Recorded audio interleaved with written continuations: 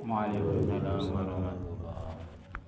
Rabbi shrahli sadri wa yassir li amri wahlul min lisani yafqahu qawli. Amma ba'd. Hadirin wal hadirat jamaah salat subuh Masjid At-Taqwa ingkang dalem hormati, majelis ilmu At-Taqwa ingkang dirahmati Allah Subhanahu wa taala. Ngaji bareng pada salat subuh menika kita akan meneruskan materi sebelumnya. Pada hari ini kita akan membahas pentingnya menjadikan hati ini hati yang ajrot, hati yang salim atau hati yang baik. Wonten syair, jagalah hati jangan kau nodai, jagalah hati lentera hati. Keranten napa? Karena ibaratipun seperti mobil atau kendaraan, sepatus mobil kendaraan kala wau nglampahi sae ditumpaki ya enak, napa ingkang utamane ingkang harus diperbaiki mesinipun. Menungso nggih mekaten kersane dados tiyang sae, apa yang kita lakukan dari anggota badan kita ini menjadi anggota badan yang baik, yaitu memiliki akhlakul karimah, karena agama esensinya itu adalah akhlak. Maka utamanya adalah bagaimana menjadikan hati ini hati yang baik. Dan kemarin sudah kita bahas ciri-ciri hati yang baik dan ciri-ciri hati yang kotor, macamnya hati dan sekitar hati sudah kita bahas. Nah, pada hari ini kita belajar bersama kula ngaji kali panjenengan, terutama kula maturi diri saya sendiri, karena saya sendiri masih merasa belum baik, juga belajar kali panjenengan. Kita bareng-bareng belajar untuk menjadikan hati kita ini hati yang baik, sehingga kita akan mendapatkan keselamatan dan kebahagiaan di sini wa dunya wal akhirah. Amin ya rabbal alamin. Termasuk ujian kala wau yang kita kenal dengan zikir ora waton, kita dengarkan di masjid-masjid, di musola, di langgar. Kala wau intine kala wau zikir ora waton, kala wau nasihat, milikilah hati yang baik, jangan miliki hati yang jelek. Oleh karena itu Rasulullah SAW bersabda, ala wa inna fil jasadi mudawwadan idza sholahat sholahal jasadu kulluhu wa idza fasadal jasadu kulluhu ala wa hiya qalbu. Maksudipun wonten salebetipun manah kita ada segumpal darah. Bila mana segumpal darah itu bagus, maka akan bagus seluruh tubuh. Tetapi manakala segumpal darah itu jelek, maka jeleklah seluruh tubuh. Napa niku inggih menika ingkang diwastani hati.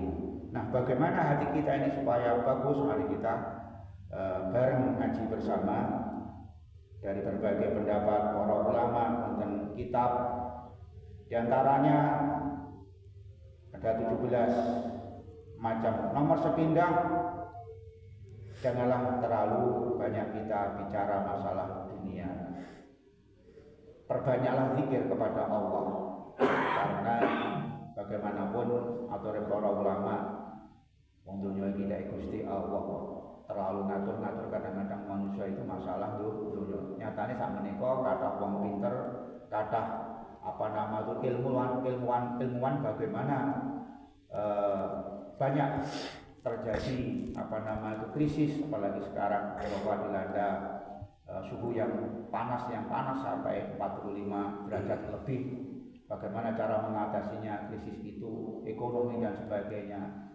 Inilah manusia itu terbatas, yang tetap kita berusaha, tapi semuanya itu adalah miliknya Allah. Kita berserah diri kepada Allah Subhanahu wa taala setelah kita bertawakal melaksanakan perintahnya dan menjauhi larangannya. Nomor kali sebatas manah kula panjenengan sedaya kala menjadi manah yang ajrot, manah yang salim, manah yang sae. Sekali-kali kita menjauh dari hiruk pikuk keramaian dunia ini, yaitu melakukan uzlah atau zaman Rasulullah namanya kholwat, di tempat yang sepi, muhasabah, kemudian berzikir kepada Allah sehingga mendapatkan ketenangan. Karena banyak sekali sekarang manusia tidak tenang hatinya sehingga membangun villa-villa di tengah hutan, akhirnya menebang hutan, yang terjadi adalah bencana alam, banjir, longsor dan yang lainnya. Nomor 3, batas manah kula pun saya kalau menika senenglah berkumpul kepada orang-orang yang miskin, orang-orang yang fakir. Syukur-syukur biasakan kita makan bareng kepada orang-orang yang fakir miskin. Keranten Syekh Abdul Qadir Jalani dawuh nyukani maem 10-an dumateng tiyang ingkang lapar niku amal ibadahe tasik saya dibandingkan membangun 1000 masjid. Maksudnya nopo? Kemanusiaan harus didahulukan daripada keberagamaan. Jadosipun sampun ngantos membangun yang sifatnya fisik gebyar, tapi banyak sekitar kita barangkali orang yang lapar. Nah ini kita juga bisa. Bahkan Rasulullah dawuh, sampai orang mukmin kalau hanya kenyang sendiri tetanggamu lapar, tidak akan aku akui sebagai umatku. Bukan tergolong orang-orang yang mukmin. Itu pentingnya mendahulukan kemanusiaan dari kepentingan yang membangun sifatnya fisik. Kemudian nomor sekawan inggih menika kurangi maem, karena nafsu itu akan bisa reda dan tunduk, yaitu caranya adalah dengan mengurangi makanan kita. Jangan sampai kita ke warung, rumah makan yang mewah-mewah, sedangkan banyak pedagang kaki kecil yang memerlukan bantuan yang hanya cukup untuk mempertahankan hidup. Dan ini ajarannya Rasulullah SAW. Dimanapun, kapanpun berada, kita nyocok mau awal ini ke Rasulullah bagaimana. Jadi ketika kadang-kadang kita lewat, kadang-kadang kalau ada orang yang nggak mampu, kita itu belum bisa membantu, itu saya tuh susah, sedih gitu ya.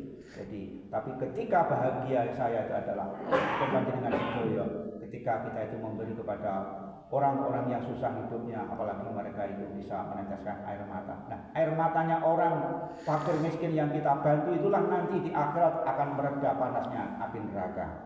Kemudian nomor 5, supaya hati kita ini bisa bagus, yaitu seringlah berkumpul kepada orang-orang yang memiliki akhlak yang baik atau kumpul dengan orang-orang yang soleh. Nomor 6, seringlah ketika orang sama tidur, kita bangun di tengah malam melaksanakan sholat tahajud, bertakarub kepada Allah Subhanahu wa Ta'ala, menyambungkan hati kita kepada Allah Subhanahu wa Ta'ala. Nomor 7, milikilah sifat zuhud.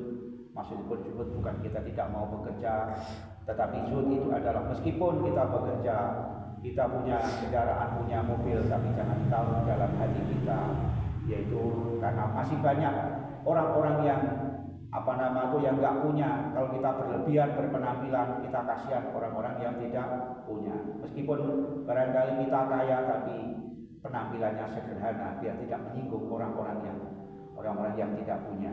Kemudian nomor 8, perbanyaklah zikir kepada Allah Subhanahu wa Ta'ala. Ala bidzikrillah tatmainnul qulub. Supaya hati kita tentrem, perbanyak zikir dalam hati kita sehingga Allah akan membantu kita, akan tentram di dalam hati kita. Nomor 9, yaitu melakukan taubatan nasuha. Kemudian nomor 10, batas hati kita ini menjadi hati yang baik, hati yang ajrot, hati yang salim, yaitu istiqomah di dalam wudu dan sholat, dan memperbaiki kualitas wudu dan sholat. Maksudnya wudu itu tidak hanya wudu secara zahir, tapi ada namanya wudu secara batin. Ketika kita mengusap tangan, sudahkah tangan kita ini berbuat untuk kebaikan? Ketika kita mengusap telinga, sudahkah telinga kita mendengarkan nasihat-nasihat yang baik, atau sebaliknya? Juga memperbaiki kualitas sholat sehingga hati kita ini menjadi hati yang baik. Kemudian nomor 11, kita sama-sama belajar, yaitu milikilah sifat ridho atas takdirnya Gusti Allah Subhanahu wa Ta'ala. Karena apabila kita ini tidak ridho, maka jauh dari rahmatnya Allah Subhanahu wa Ta'ala. Nomor 12, sifat sabar. 13, ikhlas. Nomor 14, lakukanlah mujahadah. Nomor 15, muhasabah.